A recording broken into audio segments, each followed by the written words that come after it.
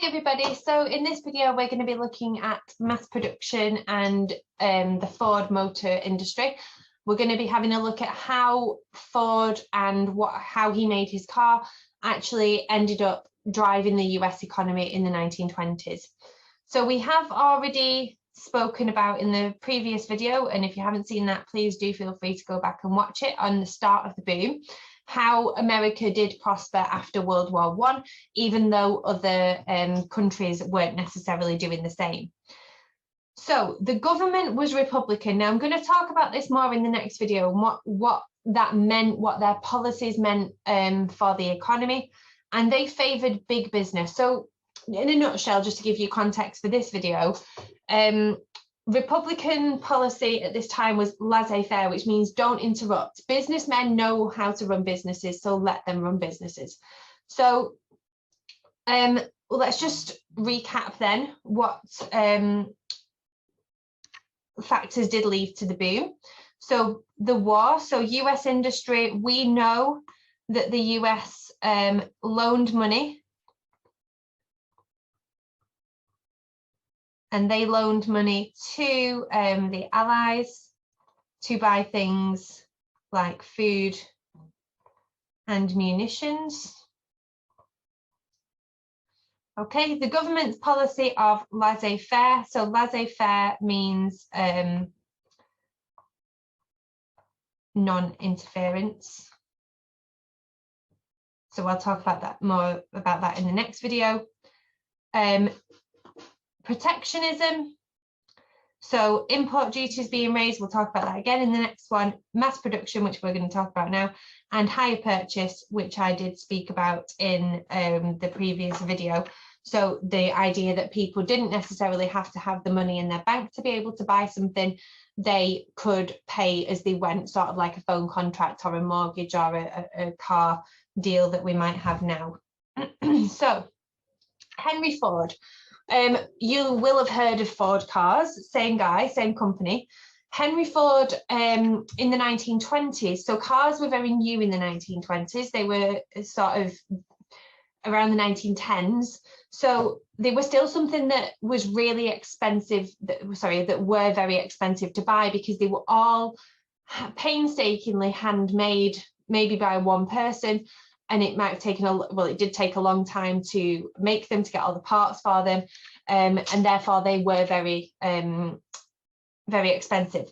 So what Ford wanted to do was he wanted to make a car that everyone could afford to buy, and the way to do that was to standardize it, okay, to make it all of them the same, cheap materials, easy to make, low running costs, that kind of thing. So he started mass producing his first car, the Model T Ford, in 1909. So it was slow, ugly, and difficult to drive, but for the next, I've got a picture of it in a second, and for the next 18 years, this car was nicknamed the Tin Lizzie, and it was America's best-selling car for 18 years because it was affordable. Okay, so the big attraction to the Model T Ford was the price. It never increased, and instead it kept on dropping. So in 1909, when he was first setting this out, it cost $1,200. The price in 1928 was only $295. So obviously that's a massive decrease because it's getting easier and easier to make. So by the end of the 1920s, Ford was producing more than one car per minute. And that's because of the way that his production line worked. So let's have a look at how this was possible. So he could sell more cars more cheaply because they were mass produced. So every part was standardized. So it wasn't like now when you can go to a showroom and you could choose all different colors of your car and all different specs. It was that car, okay? You didn't have different models of it. There was one color and there was one engine. So he produced large numbers of cars on an assembly line. So assembly lines now are standard practice. If you've ever watched Inside the Factory, or you've ever seen a production line, it's really simple. So this just came into my head, I watched Inside the Factory quite often, but if you were making, for example, I think I used Jaffa cakes in the last lesson that I described this in, but if, for example, you have the base of a Jaffa cake, and then it's going along and somebody else puts the jelly on top, and then that goes along to the next person and they put the chocolate on top. I know it doesn't physically work like that, but you get the idea. So one person puts all of the bases on, the next person, their only job is to put the jelly on, right? So the product is moving on a line and it moves fast, and this person is doing the same thing over and over again, and they're going to get really fast at putting the jelly on. Okay, and the product is moved, and that's what an assembly line is. I went to the Land Rover factory in Solihull in Birmingham in 2014, I think, and I watched them making Range Rovers there, and it was absolutely incredible that one person did something so fast and then they were just firing them off. And that's where this all comes from. So he needed fewer workers because each person was specialised at their job. So they didn't have to be little bees running around this factory. They were there, the product came to them, okay? And they were really good at what they did. So it cut the cost of paying wages because there were few of them. The standardising of parts cut production costs even further because he didn't have to go and source different colours or different engines. He just got the same thing for everyone. And it broke down the job of making a car into smaller jobs, like putting the jelly on the Jaffa cake, that could be done quickly and simply by an unskilled person. So you didn't have to be a specialist mechanic. You could just learn how to do your one thing, and that's all you had to do. So a car would be passed down, that should say passed, sorry, that's typo on my part. A car would be passed down an assembly line, and every time it stopped, someone would add an extra part until it finally reached the end of the line and was finished. So Henry Ford said, "Work is planned on the drawing board and the operations subdivided so that each man and each machine do only one thing." And that was a massive change to the way that things worked earlier. The thing is to keep everything in motion so the people don't have to, like if they're running late, it doesn't halt production because they can't run late, the thing's moving, and take the work to the man. And this is the key principle. And this is a really nice quote. If you're going to remember a quote to talk about Ford, that's a really nice one. So take the work to the man, not the man to the work. Okay, and that's the whole idea of this assembly line, moving around a factory, making it really quick, making it really efficient, and making everything then more affordable. And when Ford has pioneered this, it's obviously going to be taken on by the other industries, and that's how we get so many consumer products available in the 1920s. So the statistics then, and now again, you might be able to remember all of these, you might not be able to, just pick a few if you want to remember them. So it helped to make America richer in the 1920s. So car production used up to 20% of America's steel. And you might think, well, why is that positive? It's positive because if they're using it, they're buying it. Okay, so again, this is money going back into the economy. 80% of the rubber, 75% of the plate glass, and 65% of the leather. So this means that this is positive for these industries. Oh.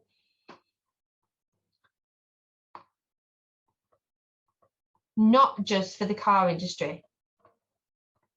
Now, a nice exercise that you can do here that I always get my students to do when we're doing this in class is to think of all of the different industries that the car industry develops. So if you've got more cars, you need more steel, you need more rubber, you need more glass, you need more leather. So all of those people who work in leather factories, or all of those people who work to make rubber, you're going to need more of those people, right? So they're going to be getting more jobs, they're going to be getting higher wages and all this kind of thing.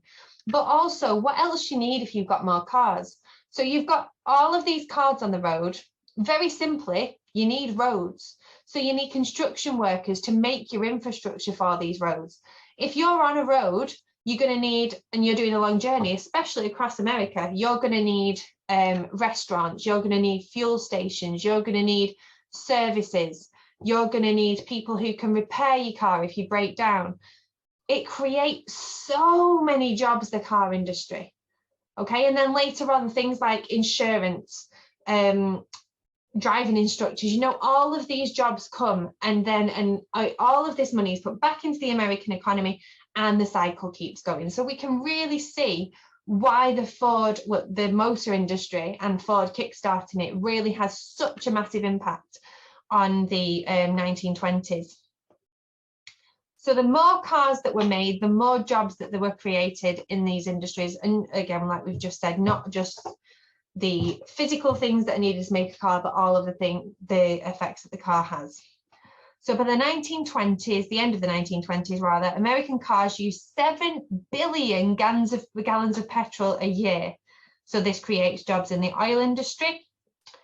New roads, as we've just said, had to be built for the increased numbers of cars. So more jobs for the construction and building industries. And then we've also got garages, or gas stations as they call them in America, restaurants, diners, motels, and they're all creating even more jobs.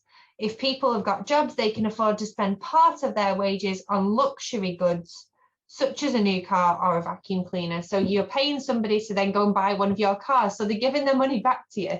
So this is all about this cycle of spending. So here's a picture of a production line. So you can see here how all the cars are on this sort of rail and they're moving along, and then you've got machines and the people would just stand there and the car would come to them. Okay, so let's have a very quick look at an exam question now. So your first question, sorry, not the first question, it's question number 4 on this paper. So your first 2 questions are going to be, sorry, your first 3 questions are going to be interpretation questions. So you'll go into the exam and you'll be given 2 interpretations about something. Your first 3 questions are a 4 mark, a 4 mark, and an 8 mark on those interpretations. And then question number 4 is a 4 mark question that is a describe question. Now, 4 marks, 5 minutes, okay, because we have the 4 mark to 5 minute rule. So of an 8 mark question, you'd spend 10 minutes on. That should tell you everything, okay, as in don't write 2 pages. That's where some of my students go wrong, and they spend 20 minutes on a 4 mark question, and it's a describe question. It doesn't even say explain. So you can have a go at answering this question, but let's just have a think about what we can pull from what we've just done into this. So it says describe 2 results of mass production in 1920s America. You could talk about, so we've got a lot of statistics to draw upon here. You can talk about the 1 car every minute. You could pull some of these statistics down from here. So you could have 80%, oh, massive then, 80% of America's rubber, and then link that to the jobs being created in this area. Okay, you could also talk about the jobs being created meant that people had higher wages and more expendable or disposable. Oh, dear.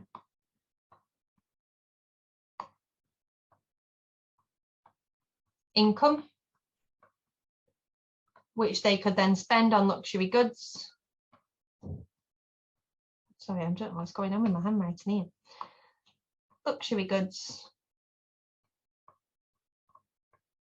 which then contributed to the cycle of prosperity.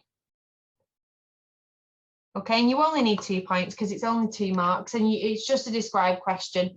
So you just need to sort of give the statistic and then say how that sort of contributed to the boom in the 1920s. You don't need to explain because it isn't an explain question. Okay, so we've talked about the boom, we've talked about mass production. Now we're going to talk about the government at the time and sort of what their attitude was and why they just allowed this to go on without intervening as we might expect governments to, and how that then meant that the boom could sort of carry its own way across in the 1920s until we get to 1929. So thanks for tuning into this one, and I will hope to see you in the next video.